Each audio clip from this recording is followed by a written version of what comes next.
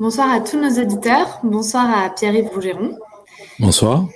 On a envie de poser des questions à Pierre-Yves sur la situation en France actuelle de ces derniers jours, avec notamment des questions sur la thématique de la sécurité. Donc, je commencerai par la première qui a été posée, qui vous demande pourquoi vous persistez à ne pas différencier la police et la gendarmerie. Pourriez-vous expliquer davantage ce que vous reprochez exactement à la police et à la gendarmerie dont vous faites une critique de plus en plus grande en ce moment? Alors, je reproche. Alors, je différencie pas, mais alors, je vais dire deux choses. Premièrement, j'ai encore moins confiance dans les gendarmes que je ne l'ai dans les flics. Parce qu'un flic franc-tireur, comme me le disait un de mes amis, qui lui-même exerce une profession constabulaire, un flic franc-tireur, ça existe. Un gendarme franc-tireur, le dernier, je crois que c'était le gendarme Abgral, et on sait ce qui lui est arrivé d'avoir trop bien fait son boulot. La gendarmerie et je vais vous raconter un truc simple. Quelqu'un qui m'est cher et proche, c'est une femme, et c'est une femme qui a une carrière, d'excellence dans la gendarmerie. Elle me disait: «Tu sais, de plus en plus, on voit de jeunes gendarmes demander aux gens, si vous voulez que votre enquête avance, il va falloir, raquer». Bah, voilà où on en est. Voilà où on en est. Moi, j'ai eu un jeune lieutenant de police qui est maintenant démissionnaire alors qu'il est sorti quasiment major qu'il est sorti dans les premiers de sa promo. Il va démissionner pour se tourner vers l'avocature pénale. Et il me dit: nos profs nous disent, nous ne sommes aujourd'hui que des co-gestionnaires du désordre. Voilà ce que c'est les forces constabulaires françaises. C'est des taux d'élucidation, même pour des affaires très dures. Moi, j'ai vu des cas. Moi, j'ai vu un cas de triple tentative d'assassinat qui a été bâclé par les gendarmeries locales parce qu'ils n'avaient pas envie d'en faire quelque chose. Donc, tant qu'il n'y a pas d'ordre politique ou quand il n'y a pas de gain de carrière personnelle, vous savez, là, j'ai eu un flic qui a trouvé mon numéro et qui m'a envoyé des textos, qui était larmoyant. Évidemment qu'il y en a qui font bien leur boulot, encore heureux, encore heureux. Je remarque que la police et la gendarmerie, non, moi, à titre personnel, je ne veux plus entendre «nous avions des ordres».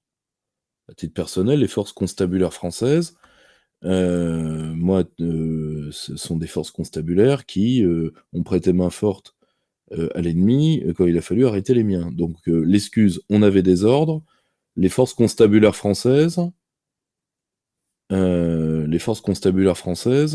ont utilisé vis-à-vis des miens, c'est un joker à usage unique. Donc moi, à titre personnel, je veux plus l'entendre. On avait des ordres. Je vais vous donner un exemple. Les ordres étaient les mêmes quand l'armée a géré les gilets jaunes.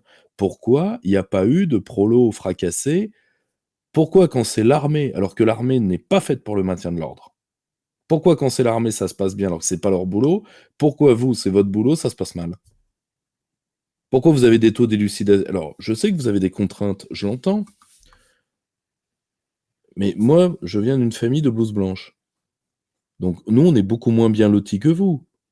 Nous, on ne va pas, en échange du sang des prolos, négocier le maintien de notre régime spécial, ce que vous avez osé faire. Ce que vous avez osé faire. C'est-à-dire qu'en échange de taper sur du prolo, vous avez négocié une année de bonification et le maintien de votre régime spécial. C'est infâme. C'est infâme. Vos résultats face à la racaille sont lamentables. Et aujourd'hui, même on fait maintenant des films à la gloire de la police française, qui parfois peuvent être bons, hein, ce qui est le cas d'MR73, ce qui est normal d'ailleurs. Le mec qui a fait ça est un ancien flic dépressif. Marshall, qui est un grand cinéaste. Mais moi, quand j'ai vu Quartier Nord, faut que vous arrêtiez. Faut que vous arrêtiez. Hein, l'honneur vis-à-vis des balances, etc. Non, non, non, non, non, non, non. J'en ai croisé, moi, des grands flics. Mais c'est que des mecs qui sont à la retraite aujourd'hui. Il faut arrêter de se la raconter. Évidemment qu'il y a des mecs qui font bien leur boulot, et c'est pas à eux que je m'adresse. Je m'adresse à un système, ne le prenez pas à titre individuel. Regardez vos taux d'élucidation. Alors je sais qu'on vous a rajouté de la paperasse à faire. Ça je le sais, ça je l'accepte. Mais par exemple, vu ce que je vois dans la rue, vu là ce qui s'est passé lors de l'affaire des écolos, sur lesquels je veux revenir absolument, on a aujourd'hui le texte du SAMU, on a l'appel dactylographie au SAMU, c'est-à-dire qu'on a écrit tout l'échange. Le SAMU dit, le commandant des forces locales ne veut pas que nous intervenions. Il y a deux urgences absolues. Enfin, faut arrêter. Je suis désolé, on n'empêche pas des équipes de secours alors qu'elles ne risquaient rien. Je veux bien que les gauchistes soient cons. Là, je les ai vus agresser des pompiers, ces abrutis. Mais, et Dieu sait qu'ils sont cons, le problème, c'est que vous leur avez jamais tapé dessus à eux. Vous avez toujours tapé sur les prolos, sur les miens. Moi, je me rappelle de flics qui ont chargé la manif pour tous, donc qui ont chargé des... Et moi, j'ai fait que la troisième. Hein. Moi, j'y ai jamais cru la manif pour tous. Donc, moi, je joue pas à domicile, là. Mais j'ai vu des flics charger des bourgeois en Lodène qui étaient arrivés avec leurs femmes et leurs gosses en poussette. Je rappelle que dans les années 60, sous le général de Gaulle, un flic qui frappait un manifestant à terre, là, il les frappe à terre en bande. Un flic qui était pris à frapper un manifestant à terre était radié. Radié. Alors bon, je suis désolé si ça vous fait de la peine.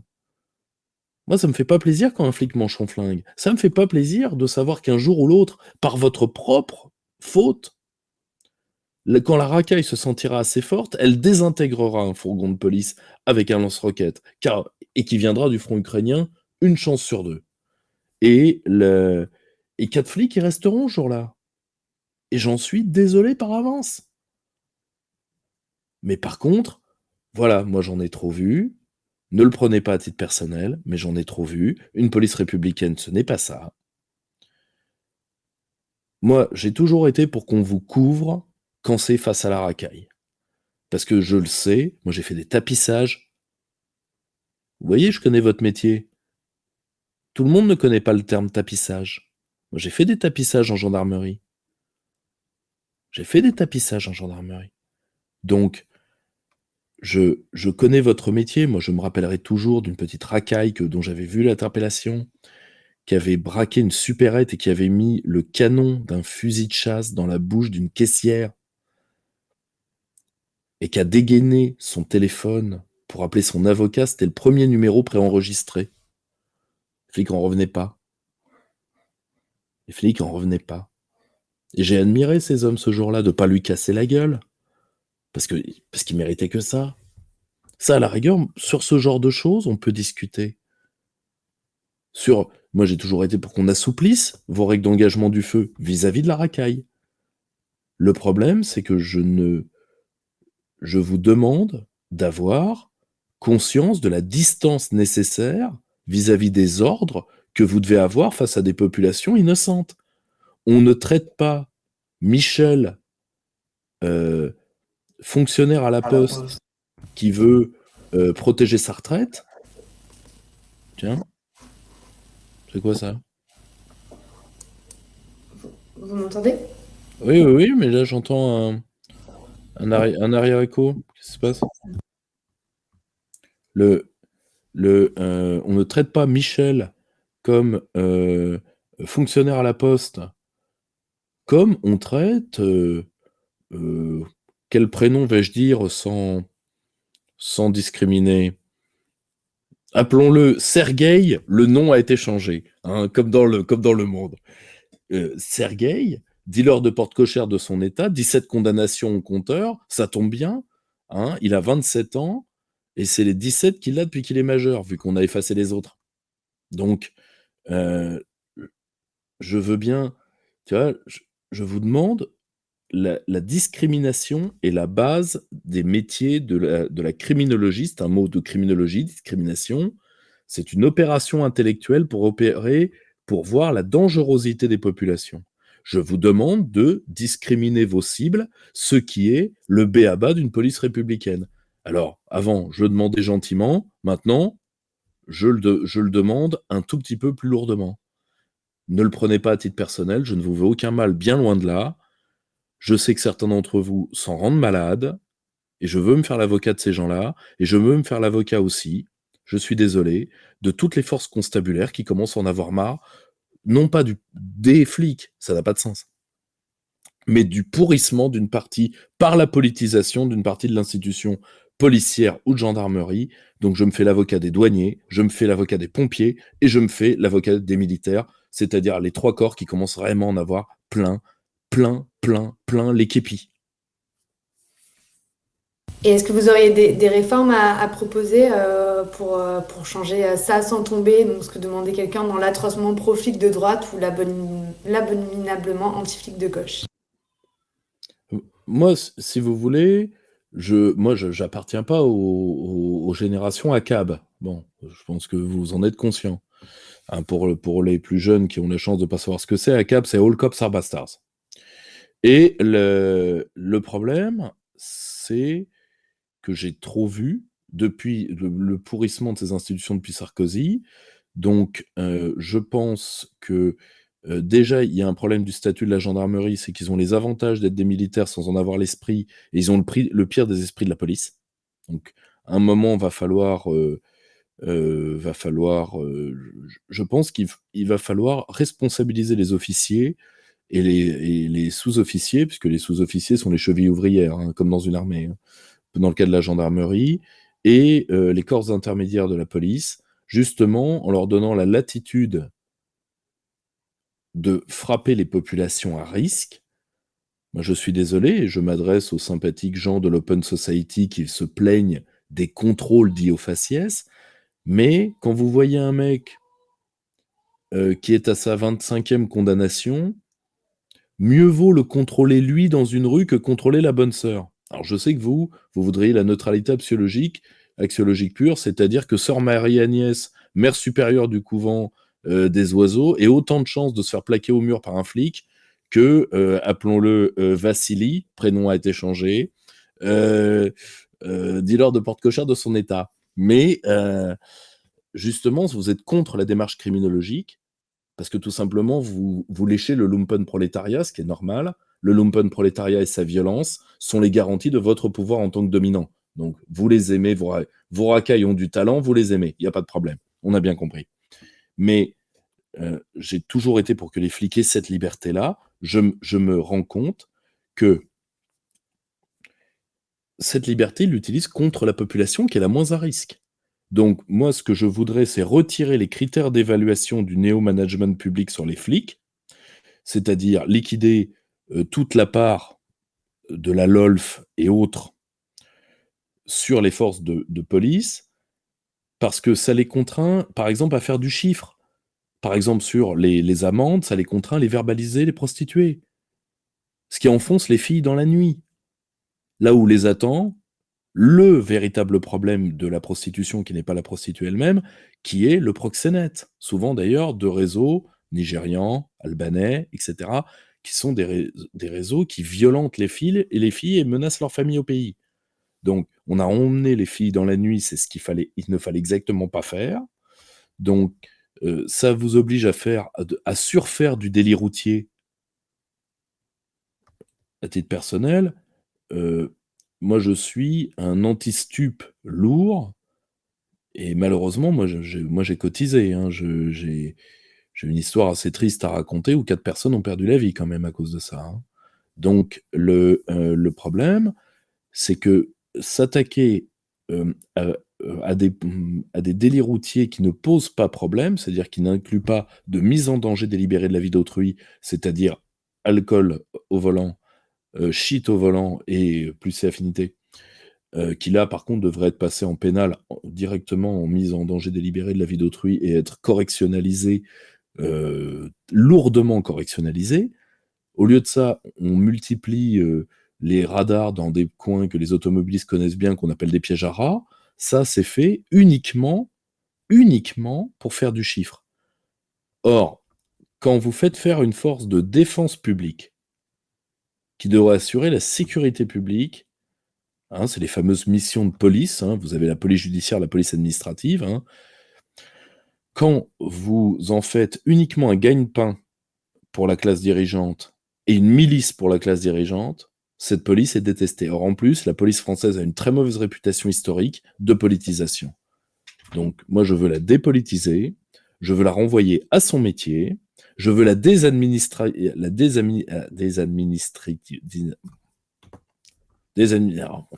puis merde. Donc, je suis désolé, je suis fatigué.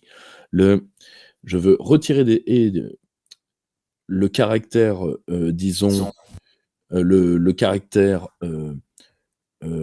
pécamineux d'une certaine administration qui emmerde les flics parce qu'il faut des rapports en triple exemplaire, etc. Ce qui fait qu'aujourd'hui, alors qu'il n'y a pas, il faudrait plusieurs milliers de recrutements dans les commissariats de sténodactylo, c'est-à-dire de gens qui s'occupent de la paperasse. Ce n'est pas le boulot des flics. Les flics sont suremmerdés dès qu'ils font un acte, et ça, c'est anormal. Et je suis même pour l'assouplissement des conditions de garde à vue. Il est anormal, dans des affaires de stup, de voir débarquer l'avocat à la première heure de garde à vue. Mais par contre, je suis pour des droits très étendus face aux populations criminelles et criminogènes, et on les connaît tous. Je sais qu'on a tous le droit à notre 87e chance, mais quand même, on les connaît tous. Il y en a qui sont piliers de prétoire comme d'autres sont piliers de bar. On les connaît. Ceux qu'on appelait les criminels d'habitude au 19e siècle, on les connaît. Contre ceux-là, oui. Contre des gens qui n'ont pas de passé criminel. Et s'ils n'ont pas de passé criminel, ils n'ont pas à être traités comme des criminels. C'est aussi simple que ça. Or, je vois aujourd'hui que les flics ont, à cause de tout le système qui protège le lumpenprolétariat, à cause du fait que les flics sont devenus des pétochards, et à cause de d'autres faits, qui est entre autres le fait que la racaille a de bons avocats parce qu'elle a l'argent gris pour les payer, eh bien, les flics ont je ne dirais pas une déférence, mais les flics font beaucoup plus gaffe quand ils ont affaire aux racailles, et de toute façon, ils le traitent un peu par-dessus la jambe parce qu'ils savent que de toute manière, l'autorité judiciaire ne suivra pas. Par contre, dès qu'on peut taper sur des prolos, eh bien, on n'hésite jamais. Gilets jaunes, mouvement anti-pass, aujourd'hui contre le mouvement social, eh bien, je suis désolé. Pourquoi les Français vénèrent leur armée, et pourquoi les Français aujourd'hui se méfient de leur police? En tout cas, c'est pas la faute à Rougeron. Bon. Et alors justement, qui a intérêt à ce que cette violence s'installe dans nos rues actuellement? Et est-ce que vous voulez rebondir sur l'épisode qu'il y a eu de la bassine? Écoutez, là, moi je suis... Alors, je vais beaucoup vous surprendre. J'ai toujours été pour que l'extrême gauche soit traitée, comment dire, soit quand elle utilise la violence contre des personnes, soit traitée comme des délinquants. Mais je n'ai jamais été, et je trouve que la droite, quand elle utilise le martinet comme ça, ne rend pas hommage, disons, à la liberté. Moi, je n'entraverai jamais l'action militante de l'extrême gauche tant qu'elle ne vise pas à renier sur les libertés d'autrui. Je n'en vois strictement aucun intérêt. Moi, je l'ai toujours dit, les flics français ont perdu un temps considérable avec la fameuse menace d'extrême droite. Vous savez, la menace d'extrême droite première, c'est la cirrhose. Hein, c'est la cirrhose du foie. Parce qu'on a affaire avant tout à des alcoolos qui se font du mal à eux-mêmes. D'accord? Hein, c'est-à-dire, je rappelle que toutes les affaires que la DGSI a levée de complots d'extrême droite. C'était des mecs sur des forums qui picolaient en disant si on avait le pouvoir, si on avait le pouvoir, je peux vous assurer qu'il y aurait du changement. La plupart d'ailleurs ont fait pchit juridiquement parce qu'il n'y avait rien, de rien, de rien, de rien. Je rappelle que dans un état de liberté, la connerie est un droit constitutionnel. Alors moi je veux bien qu'on se mette à arrêter les cons. Mais premièrement, il va falloir quand même faire un plan d'investissement dans les bâtiments pour pouvoir les garder. Et deuxièmement, moi je veux bien que le crâne rasé Bidabière aille au ballon. Mais Laurent Alexandre, on le met où? Non, parce que moi je veux bien qu'on arrête les mecs qui ont des idées idiotes. Mais pas de fausses notes. Faut pas que ce soit uniquement les prolos qui aient des idées idiotes, hein, on est d'accord. Bon. Donc, là, par exemple, je suis en désaccord avec une partie des gens de mon camp, même des gens que j'aime beaucoup, quelqu'un que j'aime beaucoup, comme Éric Dénessé, qui avait fait un bouquin, très bon d'ailleurs, sur l'écoterrorisme.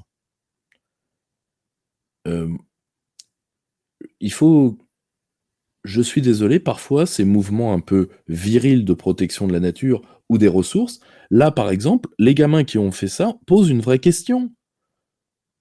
Je rappelle que l'affaire des bassines, si mes souvenirs sont bons, ce sont ces espèces de grands collecteurs d'eau pendant l'hiver pour préparer d'éventuelles sécheresses en été, mais qui seront pour le gros agro-business, pas pour les petits paysans. C'est à peu près ça le problème. Bon. Est-ce que ces gamins ont tort de s'y opposer? Et est-ce qu'il faut leur taper sur la gueule s'ils le font? Je vais vous donner l'exemple avec Notre-Dame-des-Landes. Notre-Dame-des-Landes, c'était l'objet de Monsieur Hérault. Vous vous rappelez de Monsieur Hérault? Hein? Le meilleur ami de Monsieur Hollande. Cette version remasterisée absolument lamentable de Laurel et Hardy.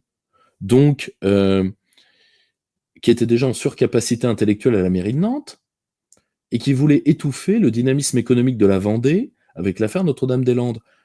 Bon, le seul problème de Notre-Dame-des-Landes, c'est que Bouygues, je crois que c'était Bouygues, ou Vinci, c'est à vérifier, mais je crois que c'est Bouygues, concessionnaire, enfin qui était le co-contractant, avait une assurance gigantesque. C'était ça, en cas d'annulation. C'était ça le problème. Mais sinon, ces zadistes qu'on déteste tant ont fait une œuvre de salubrité publique. Je suis désolé. Et en plus, vous êtes responsable de ces gamins. Vous leur avez dit qu'à cause des pets de vache, du carbone et autres, qu'on allait tous mourir grillés, qu'on allait une espèce de gigantesque barbecue et qu'il fallait à tout prix baisser la température de 2 degrés à l'échelle mondiale, et pour ça, les mesures que vous proposez, c'est-à-dire n'hésitez pas à uriner sous la douche et n'essayez de ne pas avoir de vaches trop près de chez vous, était insuffisante. Vous les avez fait peur à ces gamins, et une peur parfois justifiée en termes de liquidation de la biodiversité, etc.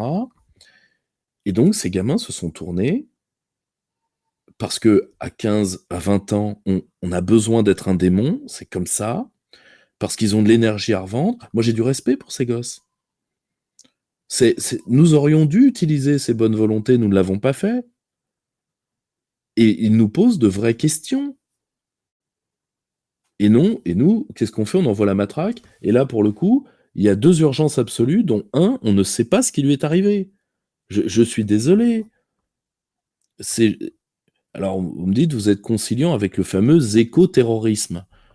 Déjà, si on pouvait éviter de coller terroriste dans la tronche de tout le monde, dès que quelqu'un a le malheur de moufter, ça prouverait que l'Occident n'est pas encore un asile d'aliénés. Moi, je me méfie de l'antiterrorisme, tout comme je me méfie des blaireaux qui disent guerre toutes les 3 minutes. On va faire la guerre à la pauvreté, on va faire la guerre au Covid, la guerre au machin. La guerre, c'est quelque chose de sérieux. C'est comme les mecs qui surinvestissent le terme émotionnel de génocide. À la fin, ça termine dans le génocide des cravates par les nœuds papillons. Donc, ou l'inverse. C'est surtout l'inverse d'ailleurs, parce que c'est dommage. Parce qu'un nœud papillon, ça peut être quand même très élégant. Mais un génocide, c'est quelque chose de sérieux. la prostitution du langage pour le militariser et pour reviriliser des populations dont on a voulu faire des larves est quelque chose de dangereux. Il faut reviriliser les populations, mais les reviriliser réellement. Je suis catastrophé, là encore, qu'on utilise la violence contre des gens dont les énergies sont plutôt positives. Alors que, qu'est-ce qu'on fait contre l'économie grise? Je rappelle, je renvoie aux écrits et aux vidéos de mon ami le stratège suisse Bernard Wicht.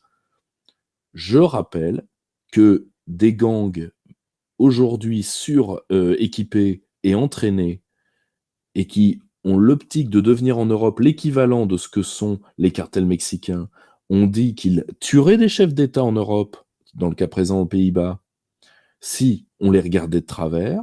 Ces gens-là, eux, doivent être traités comme ce qu'ils sont, c'est-à-dire une menace dans laquelle il faut déchaîner le pouvoir constabulaire. Faut pas envoyer l'armée.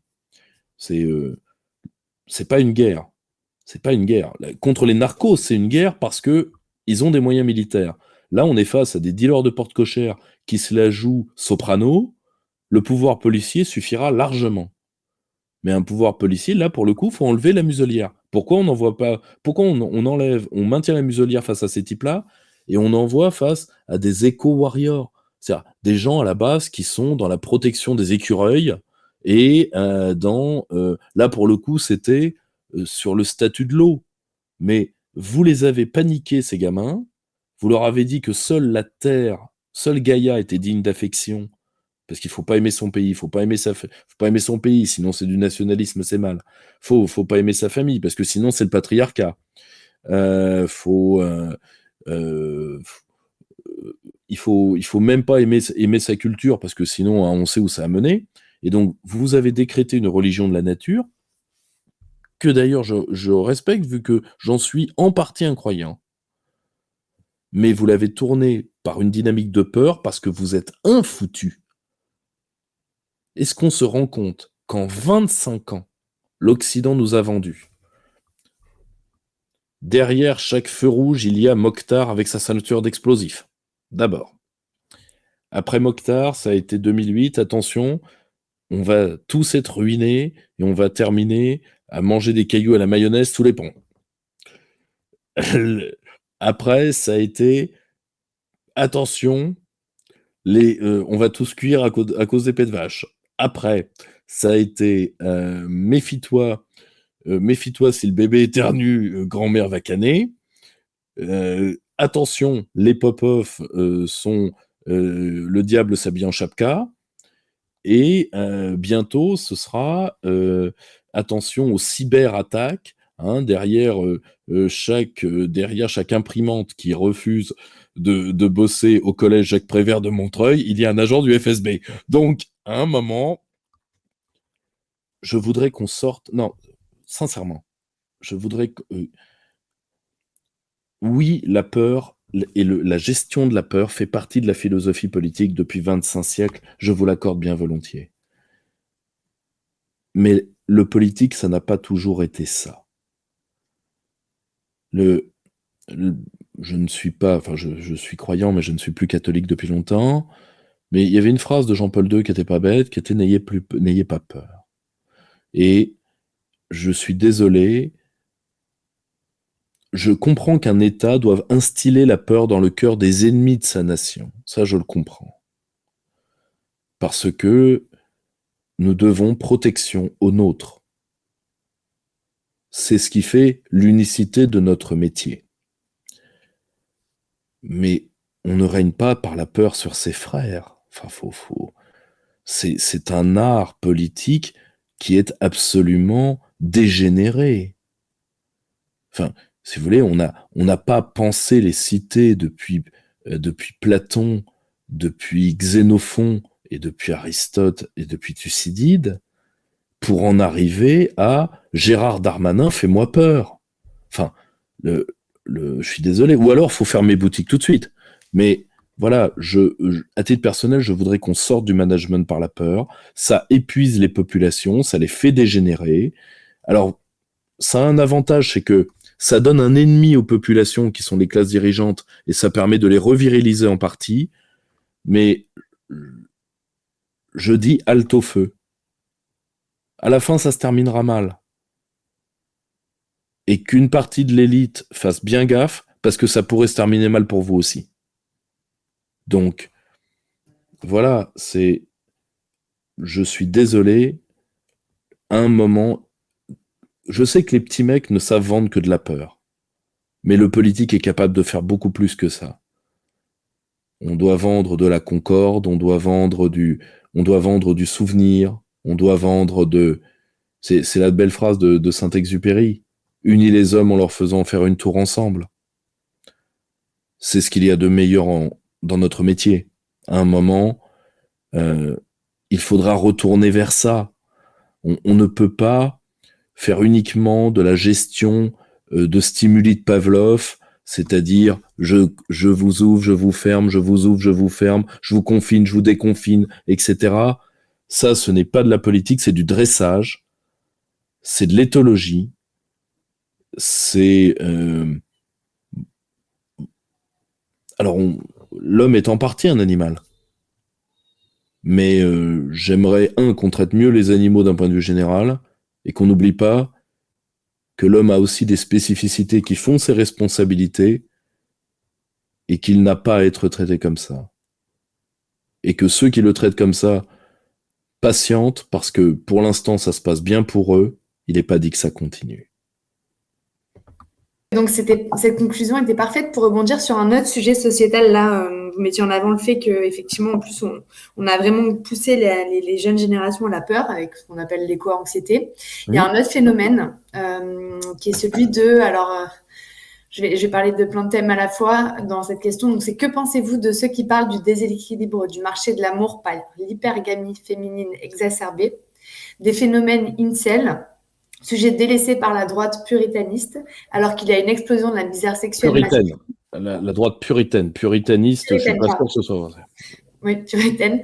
Alors qu'il y a une explosion de la misère sexuelle masculine à cause de Tinder, OnlyFans, etc., qui risque de causer des problèmes de natalité sur le long terme.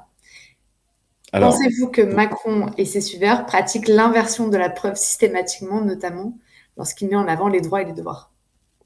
Alors, c'est deux questions. Donc, je vais commencer par la seconde parce qu'elle est beaucoup plus facile. Le souci, c'est très simple. Vous êtes dans un monde... Enfin, ce que j'appellerais la dynamique évolutionniste de groupe. Faut pas oublier qu'une idée politique, elle peut viser le bien commun et être incarnée par des hommes de devoir. Si vous voulez, ça a été le cas de l'idée monarchique, ça a été le cas de l'idée républicaine, parce qu'il y a eu réellement des gens qui ont voulu servir et pas se servir. Mais vous avez certaines idées politiques qui sont prédisposées à être ce que j'appelle des dynamiques évolutionnistes de groupe, c'est-à-dire à servir à la domination d'une minorité, tout simplement. Les droits de l'homme, pas de tout temps. Avant, on les équilibrait par les droits du citoyen, mais quand les droits de l'homme sont devenus une politique, pour parler comme Marcel Gauchet, donc au début des années 80, de toute évidence, c'était une dynamique évolutionniste de groupe. C'est-à-dire que c'est l'Occident qui apporte aux sauvages les droits de l'homme, dont d'ailleurs seul l'Occident a le monopole de la définition, et puisque de toute façon, est humain celui que nous décrétons, et non humain, parce que si on ne vous applique pas les droits de l'homme, vous êtes en dehors de l'humanité, hein, c'est aussi simple que ça. Donc vous êtes alternativement russe, serbe, etc., enfin, tous ces infra-humains. Et l'avantage des droits de l'homme, c'est que dans la philosophie républicaine classique, vous aviez, d'ailleurs ça a été le cas en 1793, une déclaration des devoirs du citoyen. Un citoyen, c'est un homme qui a des devoirs. N'oubliez jamais que le citoyen, ça nous tenons ça de l'Antiquité, c'est une version, c'est une part des héros qui tombent sur Terre. Le citoyen, c'est un héros du quotidien. C'est la petite part d'héroïsme. Vous savez, il y a une phrase de Boris Vian que j'aime beaucoup, qui dit « On a quelques occasions dans la vie d'être brave, et on a tous les jours l'occasion de ne pas être lâche. » Vous voyez la différence? Bah, la citoyenneté, c'était cette part de surhumanité, de soi pour les autres, de soi pour les siens, de soi pour sa cité, pour sa nation, qui a quand même construit l'homme occidental pendant 25 siècles. Nous allons essayer de faire traduire un ouvrage d'un immense auteur américain sur la possible disparition de cette notion-là, et je le dis, si cette notion-là disparaît, eh bien, pour le coup, je ne suis pas certain que s'il y a un moment match entre nous et les États en développement, je ne suis pas certain que les lois morales soient de notre côté, parce que c'est nous-mêmes qui avons détruit ce que nous avons donné de meilleur au monde. Donc le souci, c'est que un citoyen, c'est un homme qui fait des promesses, c'est un homme qui a des devoirs, bien avant d'avoir des droits. Simone Veil en parle très bien, la philosophe, bien évidemment. Et alors qu'aujourd'hui, l'individu a des droits qui, pour beaucoup, sont des droits-créances. Mais des droits-créances qui sont faits pour maintenir l'individu dans un individualisme morbide. À aucun moment ce n'est fait pour que l'individu se rehausse de lui-même et atteigne une singularité. Le citoyen est un être singulier, hein. C'est un être qui porte une part de sa cité. Je vous rappelle qu'à la base, c'est un homme en armes, hein, donc bah, si vous voulez, voilà, ce n'est pas, trottinette quinoa, iPod Benabar. D'accord? Bon. Heu, Aujourd'hui, on a des droits-créances qui font, voilà, la société me doit ça, la société me doit ça, et souvent, ces droits-créances, vu que de la deuxième génération des droits de l'homme, donc les droits économiques et collectifs, hein, ça a été out. Ça, on oublie, il n'y a plus rien à circuler, il n'y a plus rien à voir. Mais les droits de l'homme de nouvelle génération, eh bien, sont des chèques qu'on fait sur la société, où la société doit vous reconnaître, non pas tel que vous êtes, vu que vous acceptez pas tel que vous êtes, mais tel que vous vous pensez. Le souci, c'est que vous obligez la société à se plier à vos caprices, c'est-à-dire à l'humeur changeante que vous avez vis-à-vis de vous-même. Non, je suis une courge. Reconnaissez-moi comme tel. Des- Et à la fin, ça donne, par l'individualisation, cette individualisation morbide, et je vais vous dire pourquoi morbide. Parce que elle finit par plonger, par coûter tellement à l'être collectif qu'elle finit par le dissoudre et à le faire passer dans la dissociété. Or, il faut bien se rendre compte d'une chose, ma chère, c'est que nous, individus, avons des droits parce que le collectif nous les a donnés. À l'état de nature, oui, l'homme est coopérant à l'état de nature, mais il n'est pas que coopérant. Je suis désolé, je sais qu'il y a une vulgate féministo-végane qui dit que l'homme préhistorique vivait dans une paix harmonique de cueillette. Je rappelle que l'homme préhistorique faisait des armes par destination contondantes et coupantes. Ce n'était pas pour la chasse aux cerises. D'accord? Donc, un coutelas, je sais à quoi ça sert. Ça sert aussi à planter un mec. D'accord? Bon. Pour la cueillette des fraises, les fraises se défendent quand même rarement, faut être honnête, hein. Bon, donc, après, si vous voyez une fraise avec une arme par destination, vous êtes autorisé, c'est le loi de la légitime défense, à tirer le premier. Mais bon, de là à aller jusque-là. Or, il faut bien comprendre que dans l'état de nature, l'être humain a les droits que la survie lui laisse. Vous savez, il y a une citation, je me rappelle jamais l'auteur, c'est une très belle phrase, qui dit: «Un homme en survie est un coupable». C'est vrai. Je vous renvoie à un film atroce qui est le film Délivrance, alors qui était qui est un film qui a 40 ans, hein, avec, je crois, Jon Voight, donc le père d'Angelina Jolie, et bien connu de ceux qui aiment Heat, ou moins bon ceux qui aiment Anaconda. Série B, non mais tous les mecs qui ont regardé ça pour Gillo en débardeur, hein, faut pas se leurrer. Donc voilà,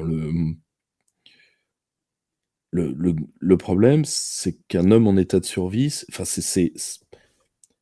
vous voyez, quand quelqu'un est en train de se noyer et essaye de survivre, c'est laid. La survie, c'est laid, on patauge dans les viscères, on patauge dans le sang, et cetera. Vous voyez ce que je veux dire? Bon. Donc le on se rend pas compte que le collectif nous donne des droits en échange d'un caractère assez policé de notre part. D'accord?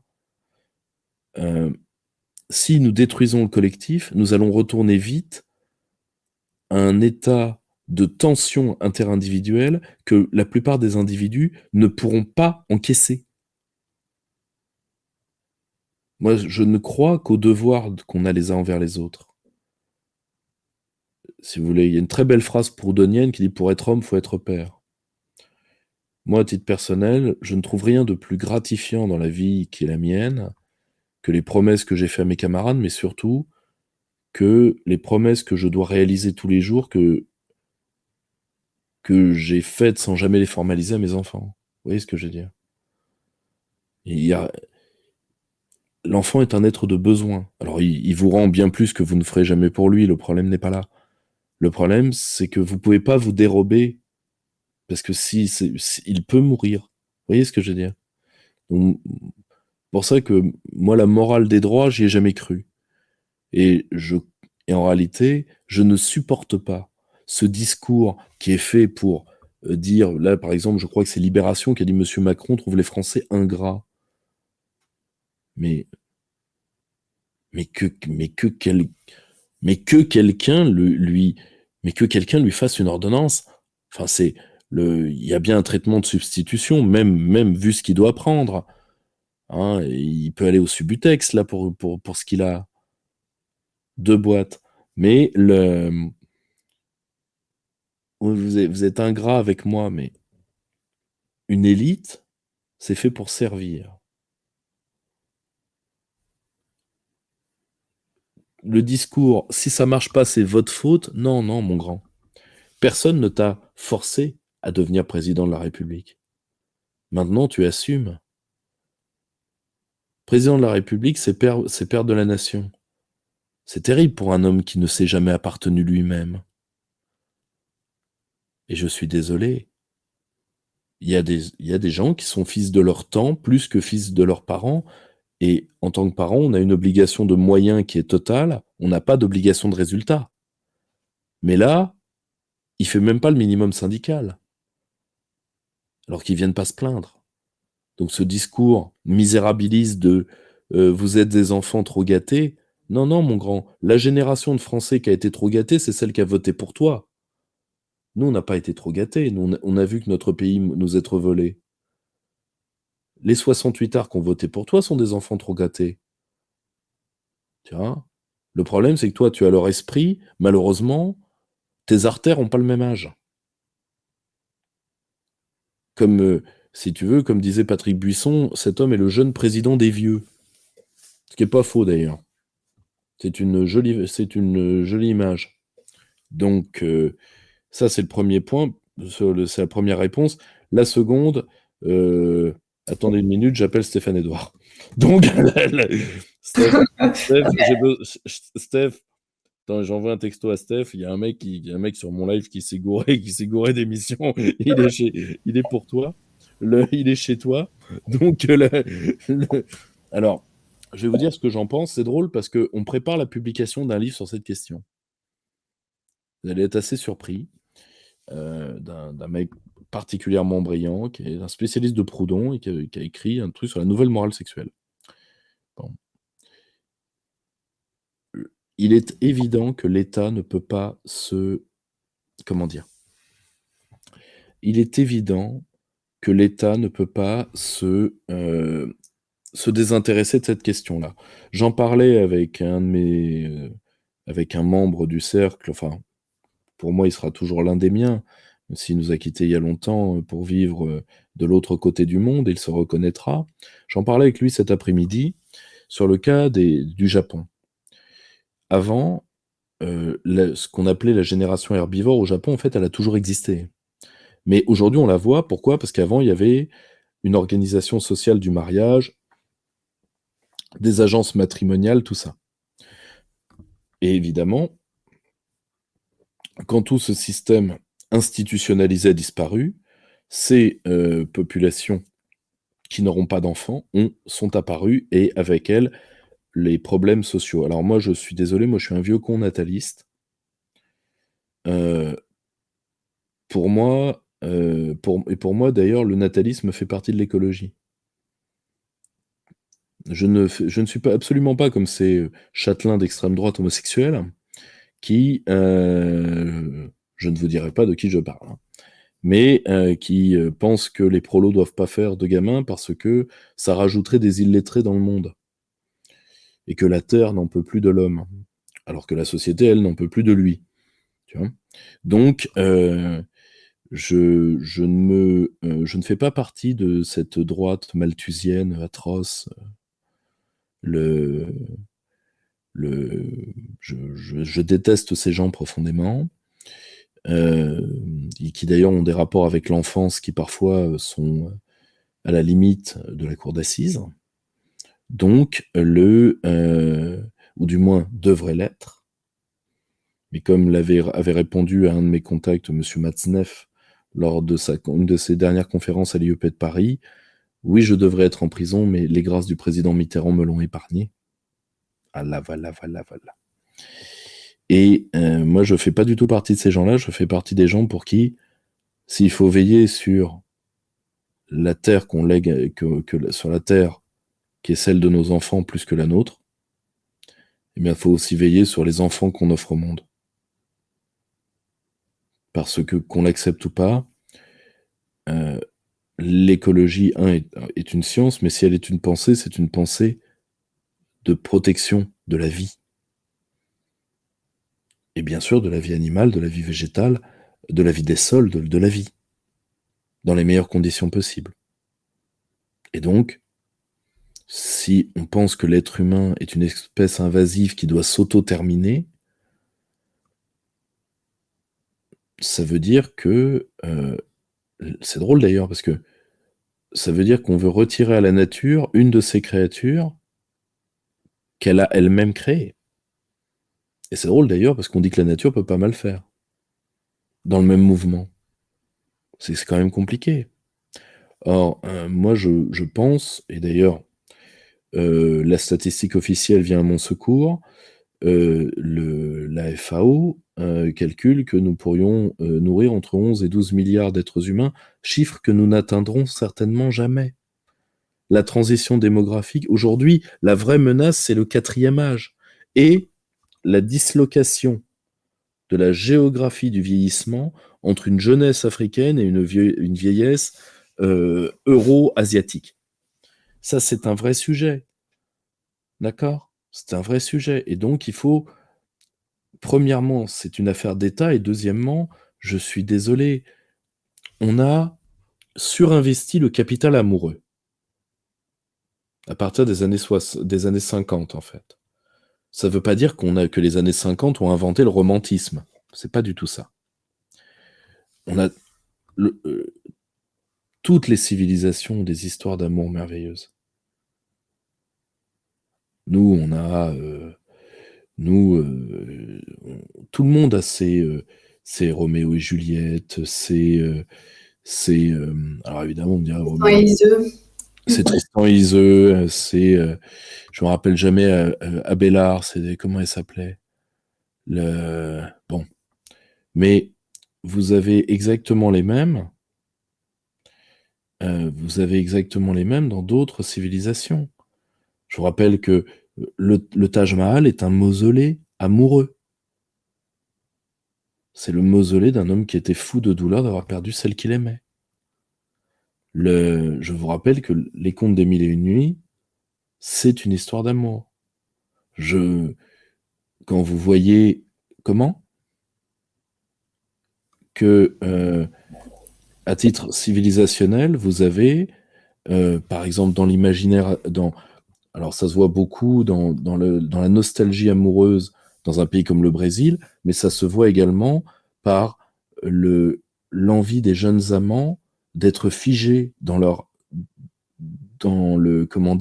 pureté de leur amour de jeunesse par le suicide amoureux en Corée. Donc, si vous voulez, l'Occident n'a rien inventé là-dessus, mais le romantisme, même dans ce qu'il a de plus noir, n'a pas attendu. Mais le souci, c'est que la puissance du sentiment amoureux a rencontré dans les années 50 la bassesse de la société de consommation. Et le mix des deux, ça a donné une société que d'ailleurs le premier Houellebecq avait bien vu. Une société de la performance amoureuse, une société où toute pudeur vis-à-vis des sentiments est vue comme de la pudibonderie, une société où on ne se dit pas qu'à un moment, une relation à deux, et je donne pas de leçons jamais sur la vie personnelle, je pourrais pas me le permettre. Mais que parfois, eh bien, il faut accepter l'autre tel qu'il est, et l'autre n'est pas uniquement... Enfin, c'est une sorte de PME à deux, quel que soit le type de couple qu'on a, mais qu'à un moment, euh, voilà, on n'est pas... euh, l'autre n'est pas un objet de consommation mesurable et qui est là pour vous empêcher de vous ennuyer. Prenez les trucs récents comme le fait de ghoster les gens, c'est-à-dire de couper les ponts d'un coup avec eux, c'est-à-dire voilà, tu m'as diverti, je m'en vais. Et ça, c'est le moment où la puissance du sentiment amoureux a été touchée par la société de consommation. Et c'est devenu de pire en pire. Aujourd'hui, et comme la société de consommation est ce qu'on appelle la société libérale avancée, réduit comme tout lien social au consentement, ça vous explique que les relations interindividuelles deviennent aujourd'hui avec les fameux contrats sexuels, c'est-à-dire j'accepte que tu me fasses ça, j'accepte que tu me fasses ça, etc. Là encore, pratique puritaine, ça n'a rien à voir avec l'amour libre des pays latins, etc. Ça c'est puritain, c'est d'ailleurs né dans des pays comme la Scandinavie ou dans les territoires de la gauche californienne. Il faut bien comprendre que tout ça, ça ne peut créer que du malheur. Je rappelle qu'il y a sur toute la zone de la région parisienne 10 millions de personnes, il y a 1 million de personnes seules. Vous avez une misère affective avant d'être sexuelle qui est terrible. Vous savez à quoi ça se voit?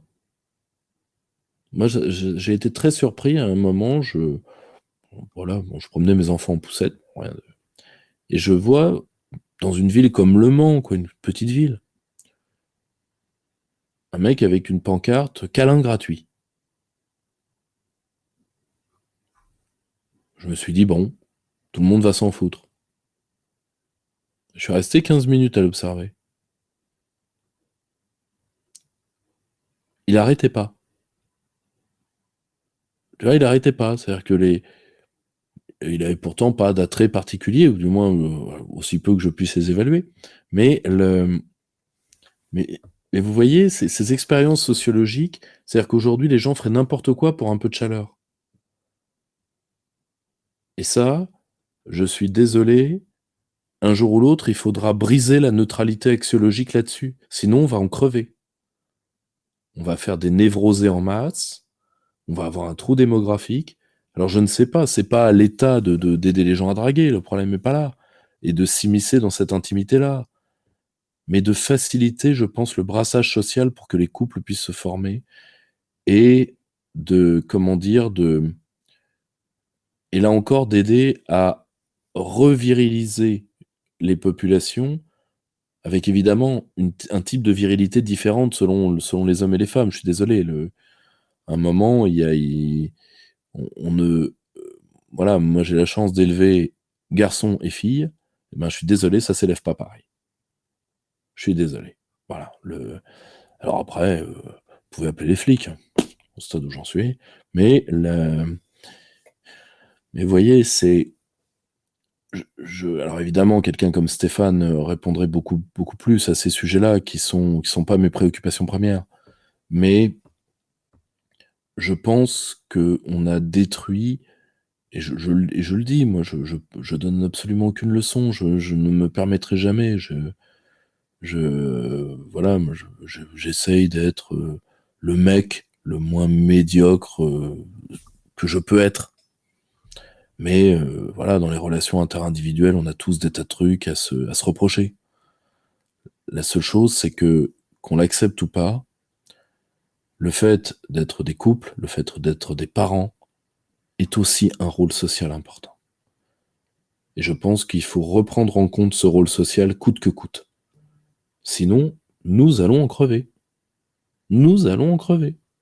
C'est et, euh, et malheureusement, ça va être un réapprentissage très long.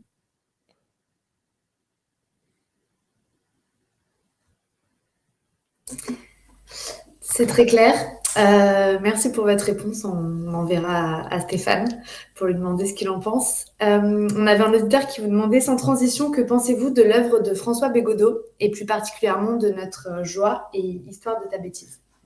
Alors, j'ai écouté Bégodeau assez souvent. Je n'ai pas le bonheur de l'avoir lu. Je le ferai certainement parce que c'est pas un homme dénué d'intérêt. Je trouve qu'il a été particulièrement bien croqué par mon camarade et ami Loïc Chéniaud. Là, par contre, pour le coup, je pense que mon ami Stéphane Edouard, lui, n'a peut-être pas pris le bon angle. Je veux pas du tout. Moi, je suis toujours très admiratif du travail de Stéphane et de son acuité sur les êtres d'un point de vue général. Mais justement, il a analysé comme un être quelqu'un dont la principale faiblesse est pour moi d'être un concept. C'est le problème de Bégodeau. Alors, premièrement, il pense que il a le monopole de certaines notions comme l'anticapitalisme, etc. Très bien. Admettons. En même temps, il vous tient des raisonnements de fuite en dehors de la politique qui sont quand même très intéressants. Par exemple, il est européiste. Pourquoi pas? Il dit que c'est pas un problème. Il vous fait le coup de l'Europe de gauche.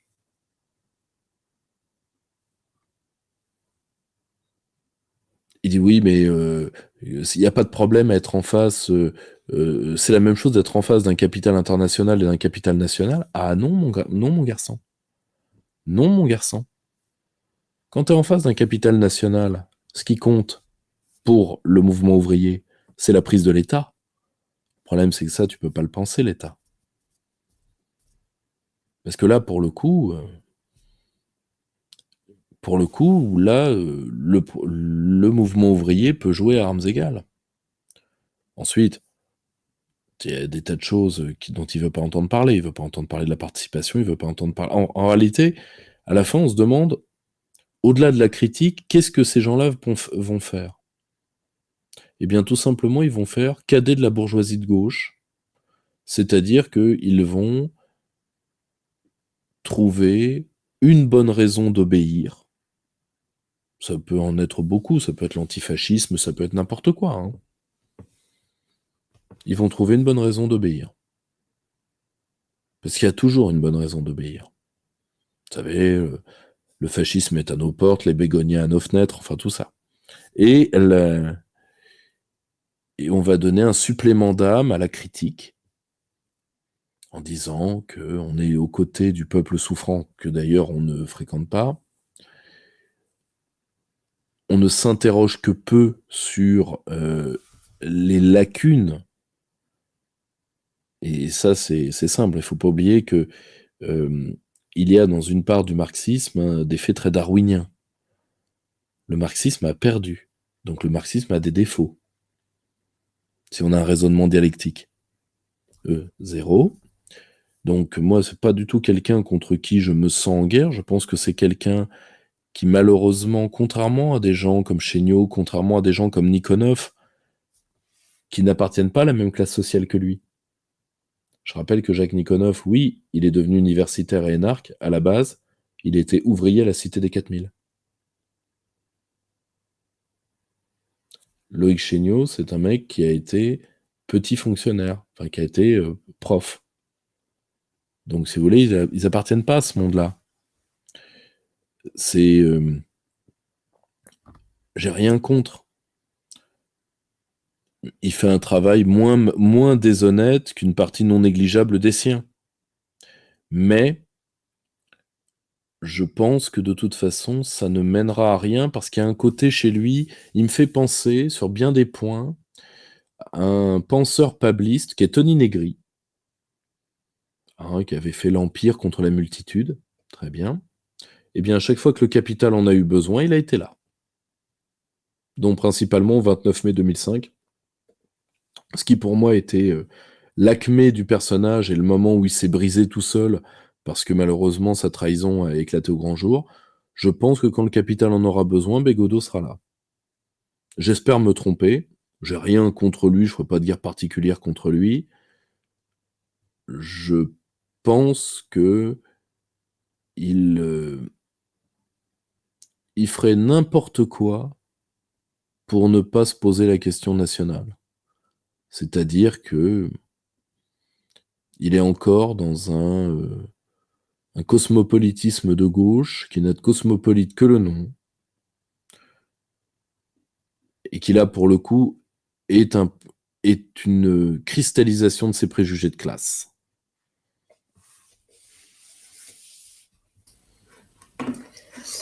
C'est effectivement, Stéphane Edouard en avait parlé, il n'avait pas forcément la même vision que vous, mais c'est vrai, c'est aussi des gens qui ont la parole du fait de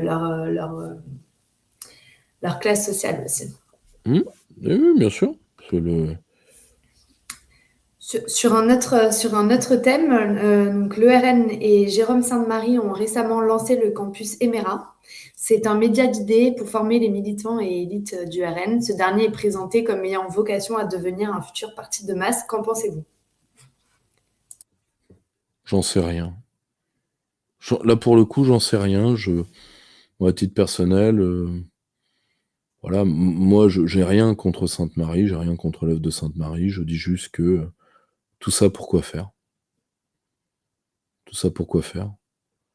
Si vous voulez, pour se garantir des rentes, etc., pour faire bouffer les copains. Oui, d'accord, ok. Tsipras, quoi. Et encore, Tsipras, c'était un truand. Au moins, il avait de la suite dans les idées de Tsipras.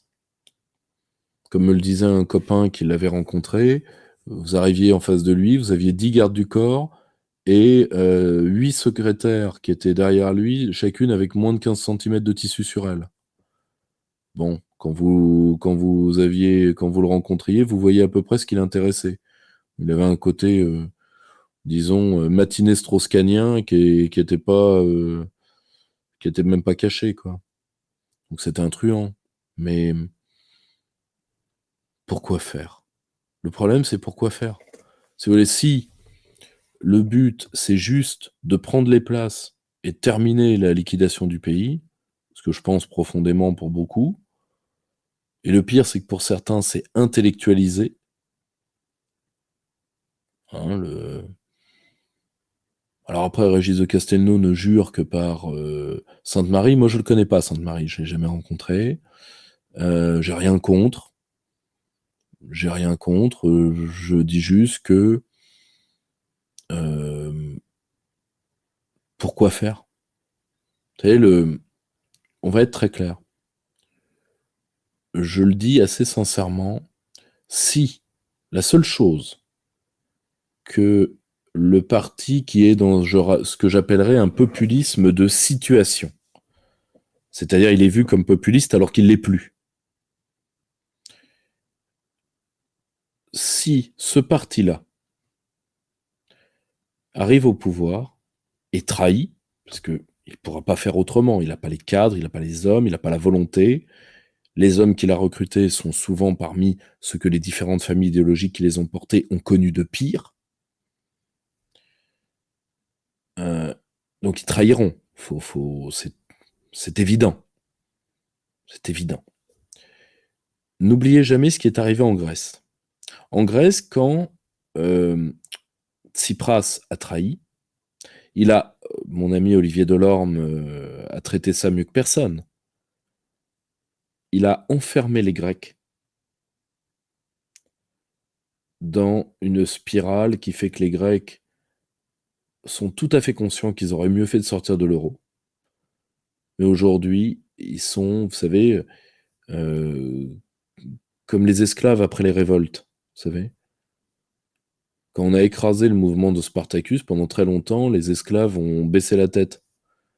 Quand on fait une répression très lourde, les gens baissent la tête. Et ben là, c'est pareil. Et vous imaginez que les Français vont, si le camp national les trahit, on est parti pour, hein, les Français vont s'effondrer pour 10, 20, 30, 40 ans. Le pays aura disparu. Je vous le dis. Donc, je le dis assez sincèrement, faudra voir comment se passera la prochaine présidentielle. Mais peut-être que je préfère à titre personnel que une version plus faible du système qu'Emmanuel Macron passe, plutôt que ce soit des gens qui trahissent l'idéal national. Je vais vous donner un exemple simple. Là, l'Union européenne a fait voter ses nouvelles ambassades, qui détruiront les nôtres. Je peux vous nommer dans l'état-major de Reconquête comme du Rassemblement national au moins 5 noms dans chaque qui bondissent de joie à cette idée. Et voilà. Et j'aimerais, que le mouvement souverainiste soit beaucoup plus raide dans ses dialogues avec ces gens. Parce que moi, il y a des gens qui n'ont rien à faire dans nos colloques, rien à faire dans nos revues, rien à faire dans tout ça. Et de ne pas oublier que une part de la droite, de l'extrême droite, est une ennemie de la France, et ce depuis des siècles. C'est un état de fait. Donc, et je ne dis pas que ce soit le cas nécessairement évidemment, certainement pas des électeurs du Rassemblement national, loin de là, mais et de tous les cadres de ce parti, le problème n'est pas là. Le problème, c'est quand l'état de son programme et en l'état de ses équipes, le Rassemblement national ferait Mélanie. Est-ce que vous croyez que Mélanie fait du bien à l'Italie? Mélanie est une catastrophe. Au passage, comme votre serviteur vous l'avait annoncé. Et le premier jour, hein, quand elle a été élue, hein, c'est pas, moi je me réveille pas 8 mois plus tard. Hein. Et malheureusement, je crains qu'on fasse la même chose. Car je vous le dis, je vous donner un dernier exemple. L'Union européenne, vous avez un article du Figaro Vox qui est sorti et ça a été repris dans l'excellente revue de Bertrand Renouvin, royaliste. L'Union européenne veut mettre la main sur les forêts françaises. Trouvez-moi l'article du traité qui parle des forêts. L'administration territoriale, ça ne relève pas de l'UE. L'UE s'en contrebalance. Rien ne nous sera épargné. Donc à un moment, je pense que... Alors après, je comprends les dynamiques individuelles, c'est-à-dire, bon, bah, si tout est foutu, autant qu'on prenne qu'on fasse, vous savez, ce grand classique du cinéma mitterrandien, prends l'oseille et tire-toi. Bon. D'accord. C'est pas tout à fait ma conception de la politique, mais je comprends que certains y pensent. Et justement, on conclura sur la question qui a eu le plus de succès et donc qui suit un peu ce que vous êtes en train de dire. Donc, c'est un conseil, je pense, des actes de réflexion. Quelles alliances pensez-vous possibles entre souverainistes, malgré des courants politiques pas forcément faciles à faire tenir ensemble idéologiquement? Gaullistes, jaurésiens, marxistes-lénistes, royalistes. Sur quelle méthode peut-on au mieux coopérer au niveau médiatique, électoral, manifestation, éducation populaire? Alors moi, ce que j'ai toujours proposé à mes camarades, vous avez remarqué que toutes ces sensibilités sont à la fois représentées au sein de mon équipe, mais surtout sont représentées, nous, dans notre travail. Moi, j'ai jamais refusé d'ouvrir les portes à l'un des miens. Hein. Donc, moi, ce que je pense, avant tout, c'est des coopérations très décentralisées, dossier par dossier, c'est-à-dire de mettre ensemble nos équipes techniques, de faire coopérer nos dynamiques régionales et territoriales. Il faut pas oublier que dans beaucoup de régions, nous avons, tous partis confondus, nous avons beaucoup plus de militants que la plupart des partis. Je pense que le parti qui peut mettre le plus de gens en face de nous, c'est la France Insoumise. Très, très loin, le Front National n'a quasiment plus de militants, hein. C'est plus du tout un parti de masse. Il n'a pas vocation à le redevenir d'ailleurs. Bon, les Républicains, c'est l'électorat le plus âgé de France. Je dis pas qu'ils n'ont pas de militants. Je dis que faut pas confondre EHPAD des casernes. Donc, quant à En Marche, est un parti qui a écœuré ses militants dans des proportions qu'à titre personnel, j'ai trouvé absolument délicieuses à observer.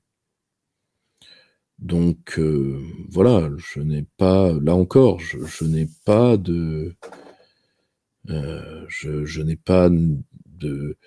recette miracle. Je dis juste que nous devons essayer au maximum de nous connaître, de nous apprécier un minima, et d'être...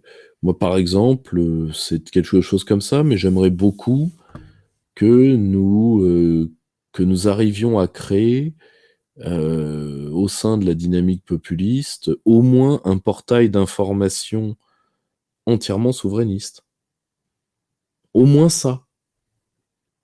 Au moins ça. Ce serait quand même le minimum, quoi. La sphère dite conspirationniste dans un cas, ou nationaliste révolutionnaire dans un autre, le site de R. La branche identitaire à Crève de Souche, c'est peut-être d'ailleurs son principal succès. Les souverainistes, c'est drôle d'ailleurs parce que c'est eux les créateurs de contenu. Vous voulez ce que j'ai toujours dit, enfin, il n'y a pas de pensée alternative au système en dehors du camp souverainiste en France. Il y a une partie de l'extrême gauche qui se tourne vers nous comme une partie sérieuse des écologistes, et les délires de l'ultra-droite, j'en parlais avec mon ami Laurent Ozon, les délires de l'ultra-droite ne sont en aucun cas une alternative au système. Gilets jaunes, ils y étaient pas. Mouvement anti-Covid, ils étaient avec Macron. Ukraine, ils sont avec Macron. Ils sont avec Macron partout, quoi. Ce qui vaudrait, c'est que Macron accepte le racisme. C'est tout, hein.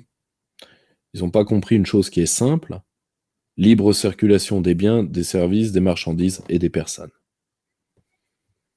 Et oui, dans ce monde-là, vous n'êtes qu'un facteur de production comme un autre. Et alors après, la réponse, c'est « Ah oui, mais ça, c'est pas grave, on veut bien être grand remplacé, mais par des gens qui nous ressemblent physiquement. » Alors premièrement, ils peuvent vous ressembler physiquement, mais moi, c'est des populations que je connais, les populations d'Europe de l'Est. Ils vous ressemblent peut-être physiquement, c'est à vérifier, enfin, surtout vu la tronche de certains qui ont quand même des faciès beaucoup plus sudistes, voire très sudistes que d'autres, mais en termes de comportement, vous n'êtes absolument pas les mêmes. Et deuxièmement, c'est pas vous qui décidez qui va vous remplacer. Premièrement, ce seront des masses du tiers-monde, d'accord, mais aussi ce seront des machines. Ça vous gêne pas.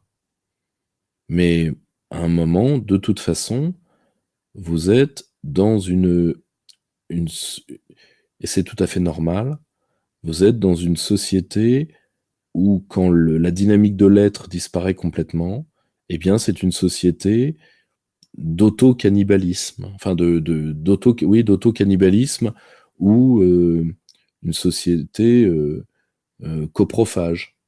C'est-à-dire qu'elle bouffe d'abord ses propres excréments et ensuite elle se bouffe elle-même. C'est normal. Donc, soit vous vous opposez à ça, soit vous y pactisez, mais si vous y pactisez, vous disparaîtrez. Parce qu'aujourd'hui, la question du système, et ça c'est à l'échelle globale, c'est l'homme devient un problème. Alors, pas tous les hommes, mais une partie non négligeable de l'humanité devient problématique pour ces gens.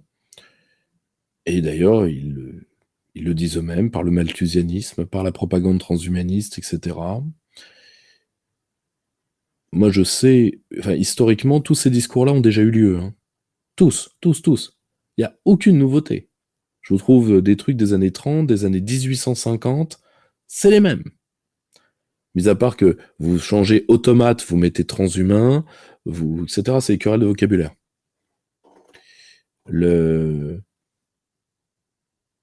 On sait où ces idées-là commencent, et le peu de fois où elles ont fini quelque part, je vous le dis tout de suite, ça n'a pas marché.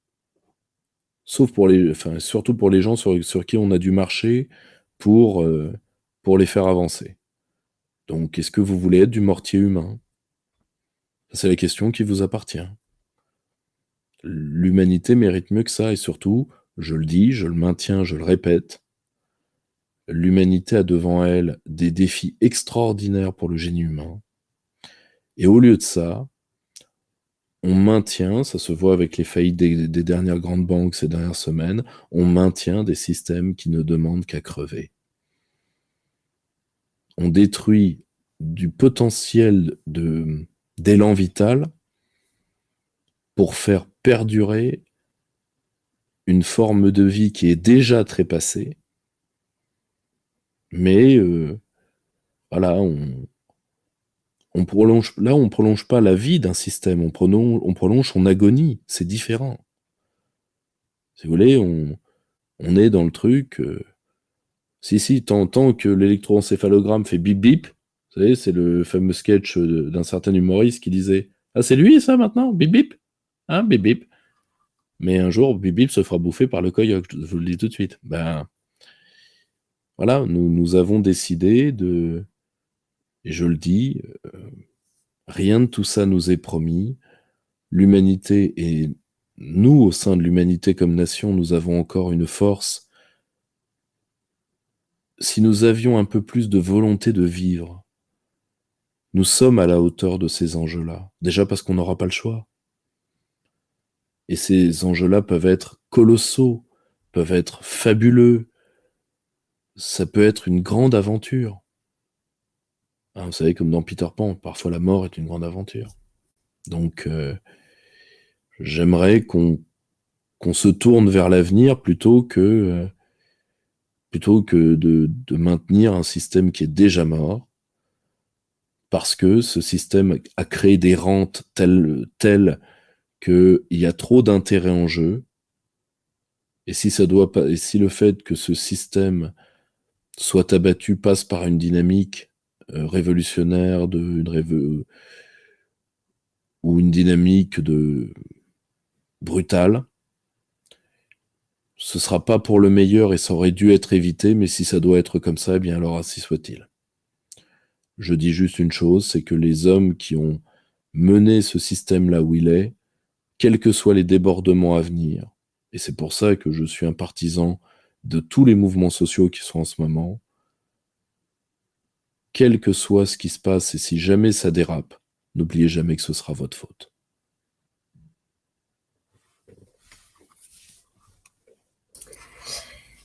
Merci pour vos réponses aux questions de nos auditeurs. On continuera plus longuement la semaine prochaine à l'occasion du grand entretien, le 5 avril.